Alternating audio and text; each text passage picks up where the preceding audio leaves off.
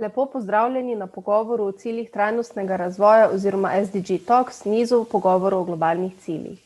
Zelo nas veseli, da se nam je na današnjem pogovoru pridružila Alja Skele, vodja zagovorništva otrokovih pravic na Slovenski fundaciji za UNICEF. Cilji trajnostnega razvoja predstavljajo skupno zavezo človeštva, skupno agendo za zagotavljanje dostojnega življenja vsakega izmed nas ob upoštevanju medgeneracijske solidarnosti ter planetarnih meja. Platforma Sloga organizira pogovore o ciljih trajnostnega razvoja s ciljem promocije globalnih ciljev in globalnega učenja v desetletju za ukrepanje.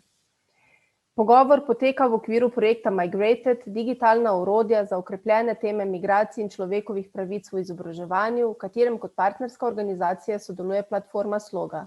Namen projekta je razširjanje dobrih praks globalnega učenja, vprašanjih migracij, medkulturnega dialoga, človekovih pravic in trajnostnega razvoja. Pogovor so pripravili Patricija Virtič in Adriana Aralica z platforme Sloga. Alja, najlepša hvala, da si se odzvala našemu povabilu in dobrodošla. Najlepša hvala za povabilo. Pa morda začnimo z najtežjim vprašanjem. Če bi morala izbrati, kateri cilj trajnostnega razvoja ti je najljubši, kateri ti je najbližje? Moram reči, da je to pravzaprav nemogoča izbira, predvsem tudi zaradi dodane vrednosti, ki jih cilji trajnostnega razvoja predstavljajo, in to je ta njihova povezanost, drug drugega krepijo.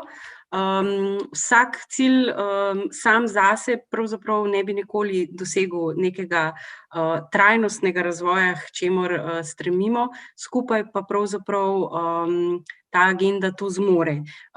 Zmore skupaj kot celovito cilji, pa zmore skupaj, če ima ozadje podporo globalne skupnosti, ki mora prav tako biti pri tem združena. Tako da cilj, absolutno agenda kot skupek. Hvala.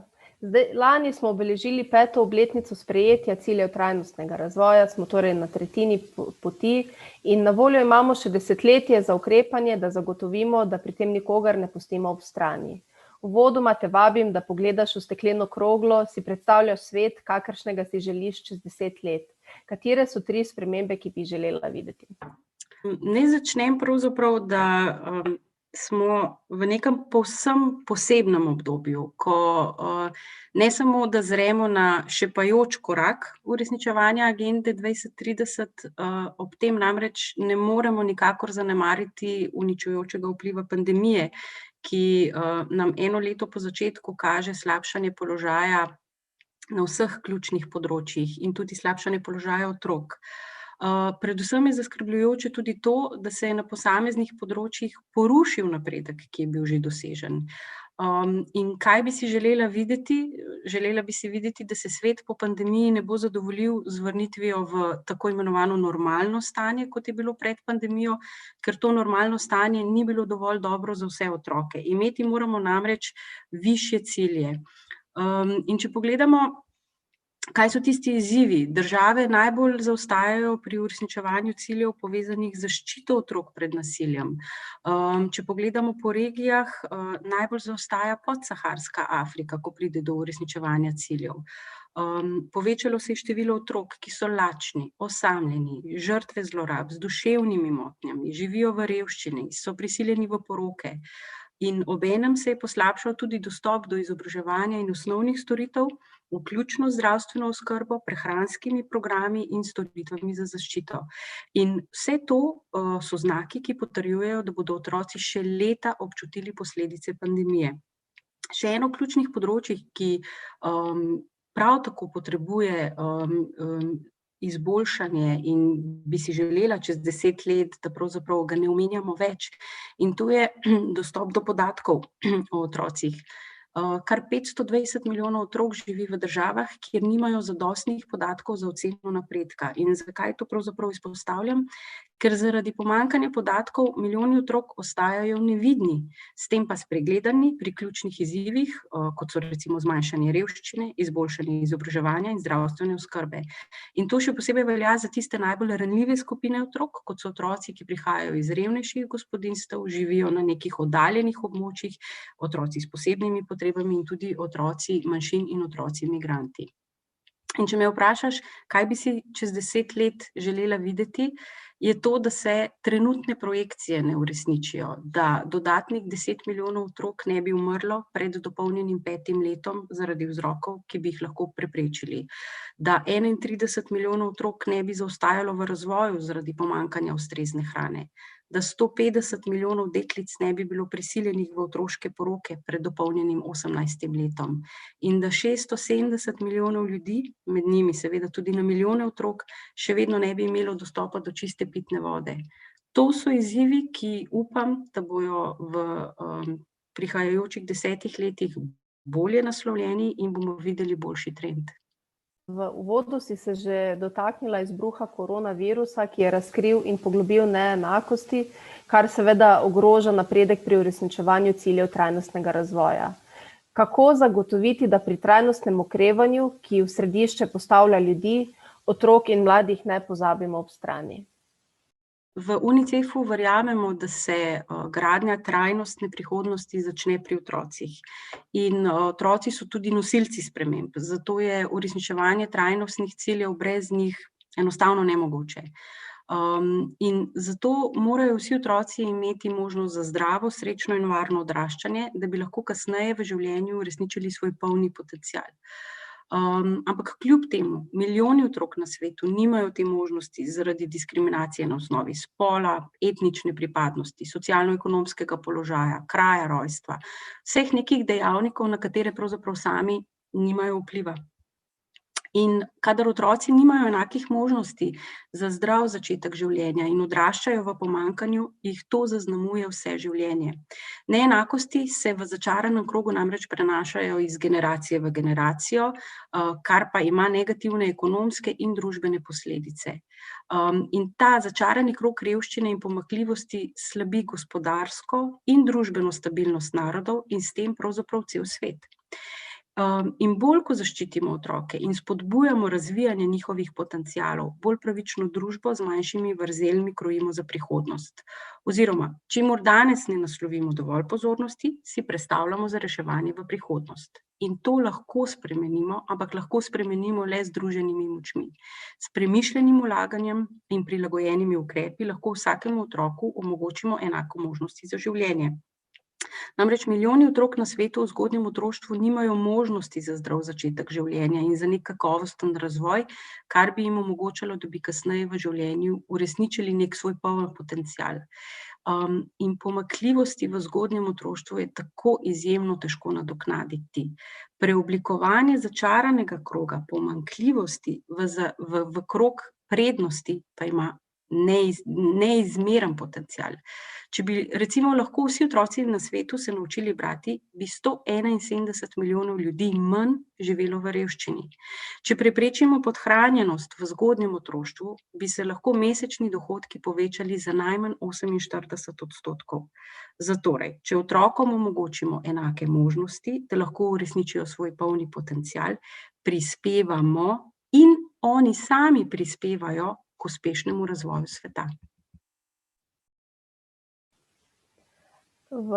Poudarila si že večgeneracijski vidik, ki je zelo pomembna komponenta agende 2030. Zakaj so globalni cilji pomembni za pravice otrok in mladih, si že ilustrirala. Zakaj je pomembno, da ti prispevajo k udejanjanju ciljev tudi. Pa vendarle morda, kako otrokom in mladim približati cilje trajnostnega razvoja in njihovo aktivno vlogo pri zagotavljanju trajnostnega razvoja, torej krepiti njihovo aktivno državljanstvo? Nedvomno je šola tisti prostor, kjer lahko te teme najbolj učinkovito naslovimo in tudi učimo.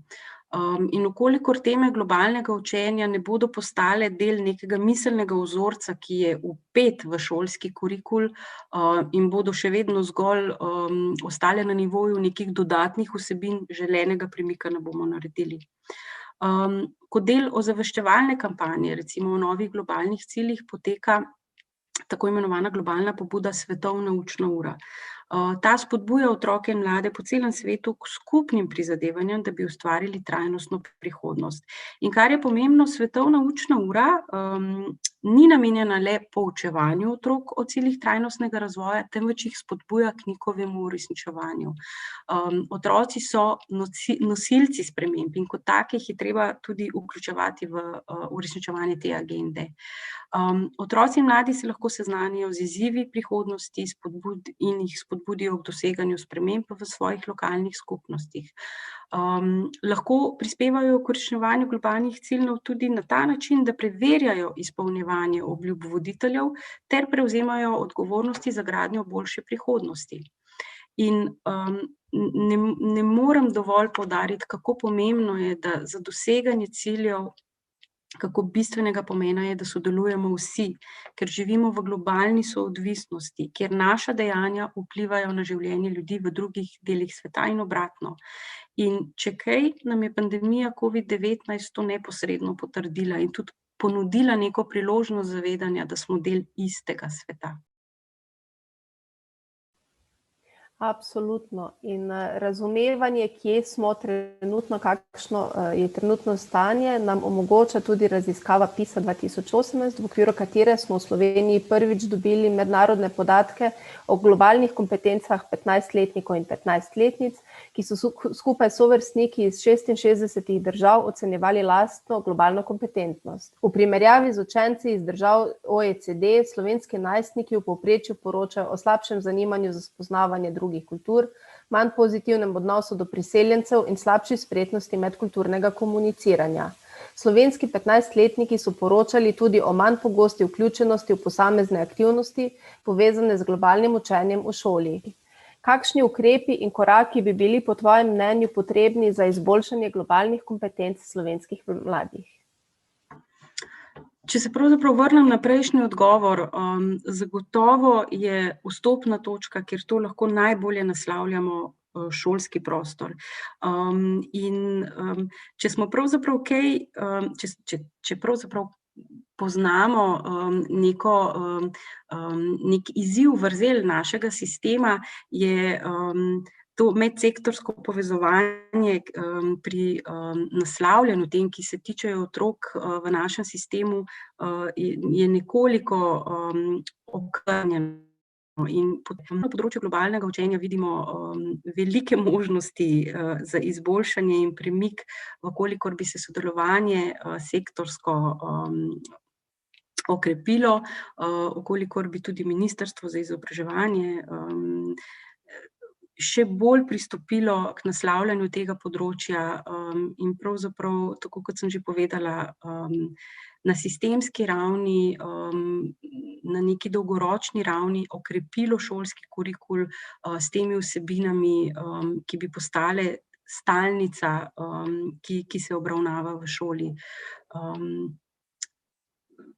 Velik napredek je možen, vendar so potrebne neke jasne strateške usmeritve, poleg tega je pa pravzaprav sektor nevladni, ki že vrsto let izvaja številne vsebine izobraževalne na tem področju, zakladnica bogatega znanja in izvrsten partner ministrstvu na tem področju. Zato pravzaprav bi bilo treba te resurse in kapacitete, ki jih imamo, povezati in izkoristiti. Med številnimi projekti na področju globalnega učenja, ki jih izvajamo nevladne organizacije, je tudi projekt Migrated. In namen projekta je bil mlade spodbuditi k razmisleku o migracijah. V okviru projekta so bila pripravljena številna gradiva, tudi recimo UNICEF-ove junior ambasadorke so delile svoje doživljanje korona karantene. Kako med otroki in mladimi okrepiti razumevanje migracij in vključujoče večkulturne družbe?